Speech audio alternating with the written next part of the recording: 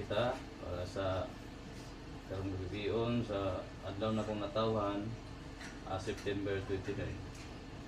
Atong ibutang ato kasing-kasing sa atong Diyos Amahan nabang magahom para sa atong pagkaon na panayuan nato kasi sa ngalan sa Amahan, sa Anak, sa Espiritu Santo. Amen.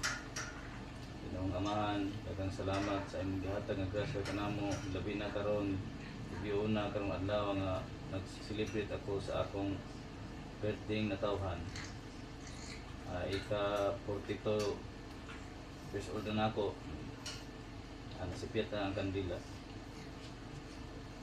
Akong ngayo sa mga Diyos Amahan na tagaan ko ng birthday sa kung maabot ng kinabuhi o tagaan ng Pasko nga panglawas sa kanunay.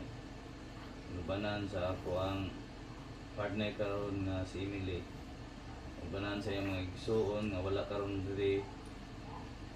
Ito lang nga naghatag og regalo aning yan po na ako Diyos Amahan sa imuha ang amo ang paningkamot nga nabuhi kami diani para sa amo ang paminhanglan o kita amin imong puso sa among pagpanarbaho.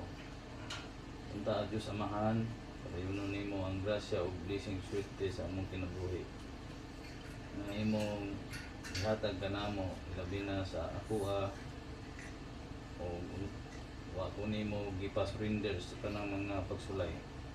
Daghang salamat kanimo Amahan sa imong gihatag na kabasko ug kapusok sa kong pagnawas buyag kabayan ba ko nimo kahan ba ko ng blessing grasya ug swerte Ginoo ang magampo kita Amahan namo na langit pagdaygo na imong ngalan maabot ka namo imong gingharian matuman ang imong pagbuot dinhi sa iyo ta maingon sa langit ang kalanon namo sa matag adlaw ihatag ka namo karong adlaw sa luwa kami sa mga sala ingon nga nakapasaylo kami sa nakasala kanamo dili mo kami itugyan sa panulay mamuwalo sa kaming sultan. Amen.